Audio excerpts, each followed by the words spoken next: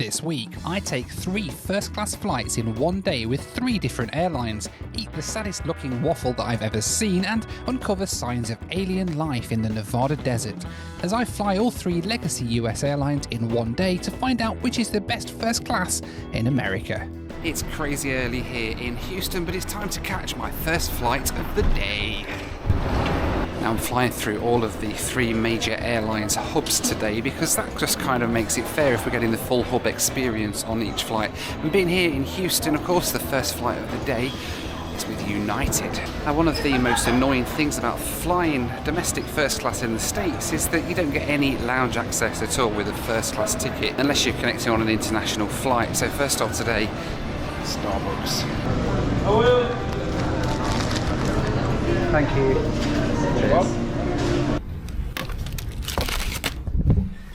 So we're going to try and do this as fair as we can today, flying all 3 of the big American airlines, and we're doing it all on narrow body planes. There are some flights domestically where they use things like 777s and stuff. It's not really going to give the proper first class experience that you'd find normally, so I'm not going to be doing that today. We go. All 3 flights are on 737s or Airbus series, so my first ride today is with United up to Chicago. My first flight today is on this Boeing 737-900, originally delivered to United in 2012, making her 11 years old. Now, one thing about flying domestic in the US is that having a Group 1 on your boarding pass doesn't necessarily mean that you'll be first in line to board the plane. Today I was actually in Group 7. Passengers with disabilities, you can please come up. If you need assistance with pre-boarding, our global service members are welcome to pre-board. Our military personnel are welcome to pre-board. Family with children under 2 are welcome to pre-board. Our Premier 1K customers are welcome to pre-board. And boarding Group 1 through the blue lane at this time. All right, Noel. Thank you. Thank you. Morning. United have almost 150 737-900s in their fleet, and like most narrow-body planes in the US, they have a few rows of first class in a 2-2 configuration, with the rest of the plane in a 3-3 coach configuration. United's fleet, I've found, is by far the most variable in the US. Even on the 737, you can get one of many different cabin fits depending on which plane they send. This is one of their oldest 737s with old but relatively comfy seats, but it's looking pretty tired these days. There's a personal television roughly the same size as a thermostat that comes with DirecTV. There's also a credit card slot in a real blast from the past, and there's power outlets at all the first class seats, and the headrest is adjustable to get a little bit more comfy. We got served pre-takeoff drinks, and pretty soon as the sun started rising, we pushed back from the gate to get on our way up to Chicago.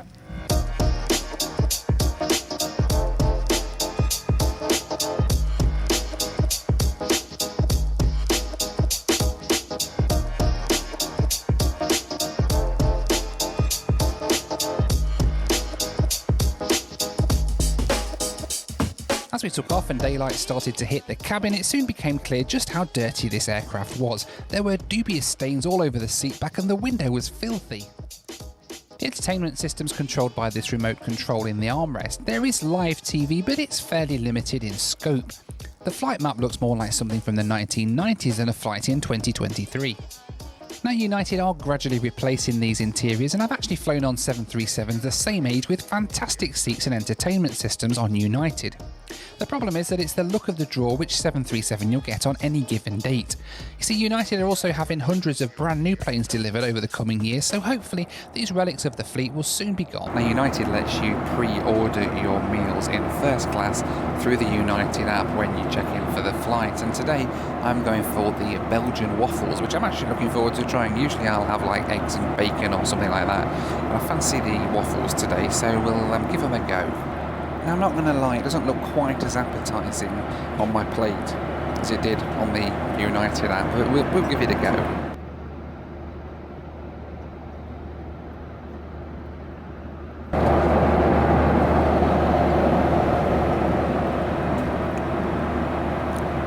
It's very sweet, but also pretty soggy as well. It wasn't too long before we were starting our descent down into a murky Chicago on a miserable autumn morning.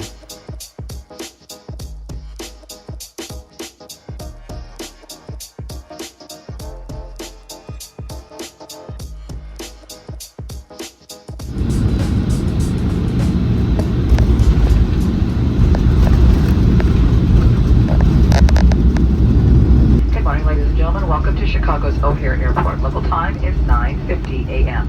Now, United seem to be one of those airlines who either really impress me or really let you down, and today was honestly a pretty mediocre flight, but they were just the first airline that I was flying on today, and I hope that things could only get better from here. See you next time. Thank you.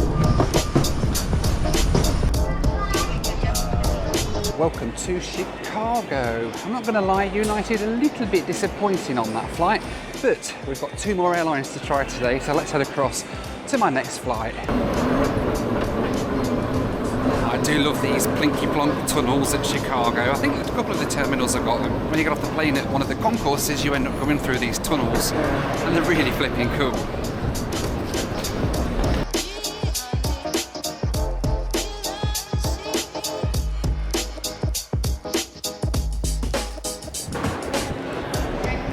Can anybody guess which movie I'm standing in right now? This is the American Airlines Terminal 3 here at Chicago. Famous from being in Home Alone like many years ago, but giving a clue to our next flight today because we're flying on American Airlines now across to Los Angeles on the very west coast of America. Which way should I go, left or right? My second ride of the day was this Boeing 737-800, which was delivered in 2000, making her 23 years old and 12 years older than the 737 I'd just flown on with United. I was just curious though to see what condition this aircraft would be in once I got on board. Now I'm trying to do this entire day today flying on narrow body planes, and American do fly the 787 between Chicago and LA. In fact, the next flight over to LA after this one is on a 787, which would have been really nice to take, but to make it a fair comparison across the 3, we've got to do the narrow body. So today we are on a 737-800. It's by far the most popular aircraft in American Airlines fleet, and it's going to take us on about a 3 or 4 hour run or something across to Los Angeles, California this afternoon. Now, American don't have the best of reputations. They are often named as one of the worst airlines in America, alongside the likes of Spirit Airlines and other airlines like that. And I have to be honest, I am not a massive fan of American. I've flown on them a ton. I found them pretty hit and miss a lot of the time, but fingers crossed it'll be hit today. Thank you. Hi Come there. on in. All good, Thank thank you. you. Hi there. Right, second airline of the day, American Airlines over to LA. Let's go. Good morning. Now, to say this aircraft is 12 years older than United's plane, the cabin was remarkably modern and has clearly been retrofitted at some point. The seats have mobile device storage and USB ports, as well as power outlets in the armrest. The whole aircraft seems so much more modern than the ageing 737 that brought me up from Houston.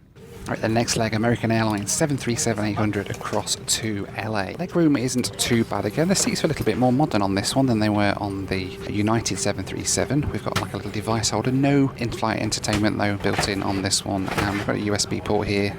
Somewhere to put my iPad a bit later in the flight. It's relatively comfortable. It's a bit more modern than the United 737 as well, with 4 hours today across to LA. Unlike United, there were no pre-takeoff drinks served, but it wasn't too long before we were taxiing out and taking off into the murky skies of Chicago.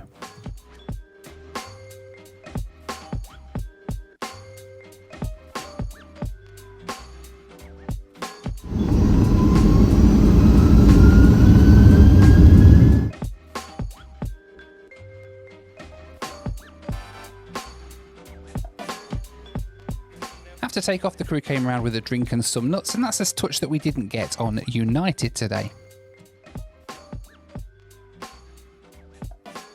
Alright then, so airborne from Chicago, leg 2 of today's adventure, heading west across to, we just left Chicago, heading west across to LA, Los Angeles, California. We're climbing out across Iowa at the minute.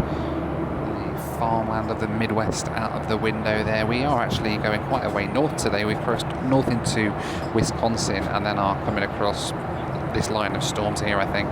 We've climbed up, I think we're only at like 25,000 feet at the minute or something. He said we'll be climbing up again a bit later on in the flight. They've just come and taken my lunch order, and it's a choice today of chicken or pasta. There was no option to order online like there was for United on this flight, but I have ordered the chicken now she's come round, so that'll be here soon, hopefully. We'll see what that meal's like. It wasn't long before the lunch service started and I went for the chicken, which wasn't actually too bad. Now there is in-flight entertainment on American, but it is all done through your own device via the Wi-Fi, which depending on your device can be an improvement over seatback TVs, especially like the one on my first flight with United, but personally I always find it a little bit of a cop-out as I like to be able to use my own device for other things while I've got the entertainment on in the background. Later in the flight we were served ice cream as a snack. I figured the second snack service was due to the length of the flight, but I've never had a second service on any of my United flights domestically, even when I fly from Texas to the West Coast, so I'm not sure if this is just an American thing, but either way it was pretty cool. Literally. That's amazing. And you know how refreshing it is to actually get ice cream on a plane that isn't like solidified. I actually can use a spoon rather than a carving knife. It's very nice. So one thing I've noticed on this flight on American, and on in fact the last couple of flights I've done on American, their crew seems to be really nice, and that's something that I've never really had on American Airlines before. Now, I'm wondering if part of it is to do with the bases that the crew are actually from. I've always found the crew out of, for example, Dallas or LA or Chicago have been quite decent. Even the Miami crews are quite nice. It's when I've had crews from New York in the past and Philadelphia, they're the ones that I tend to be not quite as happy and jolly and a little bit more shouty, but this crew's really nice and friendly, which is quite nice, and it makes a big difference, if I'm honest, when you're flying and you've got a really friendly crew. Thank you to this week's video sponsor, Surfshark, who always come to the rescue whenever I want to watch some British TV when I'm travelling. Surfshark is a VPN provider, and what that means quite simply is that you can use their software to connect to the internet from anywhere in the world and make it look like you're just at home, which has some really good benefits. For instance, I could be sitting here by a sunny pool in Vietnam and watching some Top Gear on my phone. It lets me watch EastEnders here in the middle of the Australian outback. Oh yeah, I'll have a Castlemaine 4X please mate. Cheers. Surfshark even lets me catch up with Only Fools and Horses while I'm here in New York. And right now Surfshark are offering you an exclusive holiday deal. Enter my promo code Noel Phillips to get an extra 6 months completely free at surfshark.deals/Noel Phillips. As we crossed Nevada we got some great views of the Hoover Dam, as well as these weird alien looking things in the desert. Does anyone know what these are? Let me know down in the comments. Alright, we've just started our descent down into Los Angeles. We'll be on the ground in about 30 minutes. There's a view out the window. Love flying in this part of the world, it's beautiful. It wasn't too long before we started our descent into a smoggy Los Angeles. Just look how the smog sits in the valley over LA. Now I do have to say that American are one airline that really surprised me on this trip. I've not had brilliant experiences with them before, but the crew were fairly friendly today and the aircraft was certainly better than the United plane that I'd flown on first thing. Please remain seated with your seatbelt fastened until the seatbelt sign is turned on. Even the food wasn't that bad really, and the second snack service really beats the service that I've ever had on United before. Alright, welcome to Los Angeles. American Airlines, well they weren't too bad were they actually? Quite enjoyed that. We've got one more airline to try though today, so we're going to hot-foot it across to another terminal here and get a flight back to Houston, so let's go. But I did still have one airline left to fly on today, and it was time to head across to the Delta terminal in Los Angeles to get on board my last ride of the day. I've made it into Terminal 3 airside, so that means that every single flight today that I've been on, I've not had to go through security at all, only the first one this morning. And here's my gate, because now we're flying Delta back to Houston. Hi there, how are you? Good, thank you. Hi. Like the American 737, my ride back to Houston was also delivered in 2000, making her 23 years old. The cabin was a little bit more tired than American, but crucially it did have seatback TV screens and much bigger ones than my United flight that I'd taken first thing. Alright, the last flight of the day, Delta Airlines Airbus A319, and their first class to round off the big three, and I have to say I'm pretty impressed. Look at this, we've got quite a lot of legroom, it's quite modern and spacious and smart, and we get an actual TV in the back of the screen, a decent sized one as well. We'll go through that in a little while. Very nice setup, I have to say. Looking forward to the flight back. We've got a meal on this flight as well. I've pre-ordered through the app, so we'll see if that turns up. Quite an old plane. It's 23 years old. This is an Airbus A319. It was delivered in 2000 originally. It's falling a bit. It's a little bit. Let's not touch that. But it's still very smart to say that the age of the plane, at least. So it's very nice. It wasn't too long before we started pushing back on time for the flight home to Texas.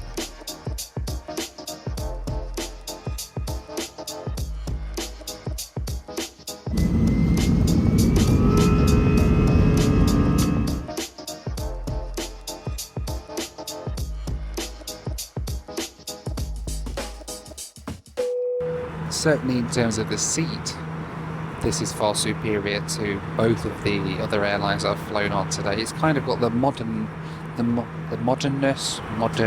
what's the word? It's as modern as American, but it's also got a TV. United was just a battered old seat with a tiny little TV. This is quite a nice seat with quite a nice TV. We've also got Wi-Fi on this flight as well, completely free Wi-Fi for the flight, which is quite nice, and that's the first time I've had that on this trip. It's either been $30 on American or $8 on United and just not working. The in-flight entertainment on Delta's A319 was actually pretty decent. There was a decent sized screen with a good selection of TV and movies, live TV, as well as a really cool flight map. I would have to say the entertainment on Delta was far superior to both United and American's offerings. Alright, so I pre-ordered the meatballs for tonight's flight. There was a choice of meatballs or sandwich or something, or meatballs, but I went for the meatballs, and this is what's turned up. And they look very nice, they certainly smell nice. I wish you could smell it, it smells amazing. Let's give them a try.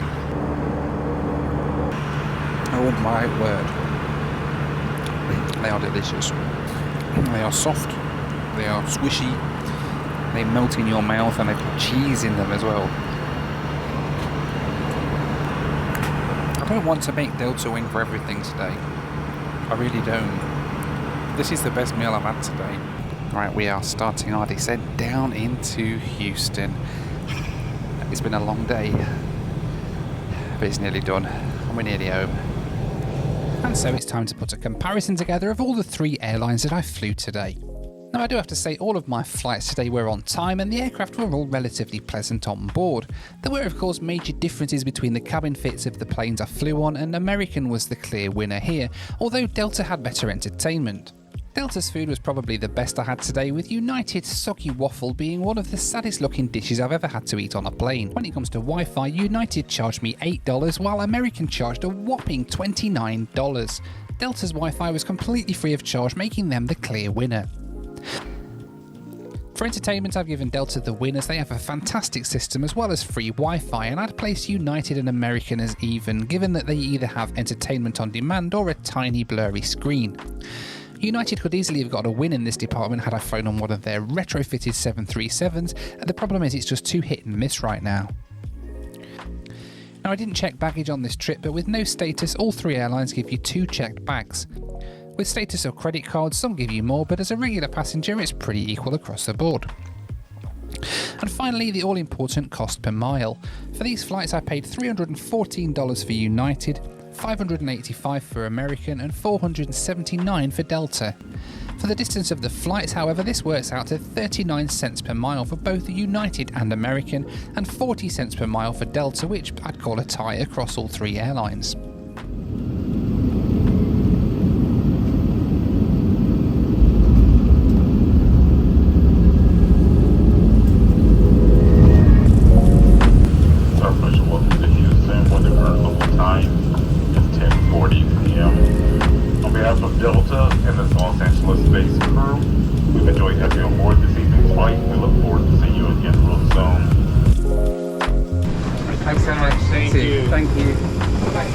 Welcome back to Houston after a very long day, but we've flown on all three major first class products here in the US today. Let me know which one was your favourite out of those three down in the comments. Do you prefer American, or are you a United person, or maybe you like Delta? Well, me, I'm off home now to try and get some sleep, but thank you so much for watching. As always, take care, and I'll see you on the next one. Bye for now.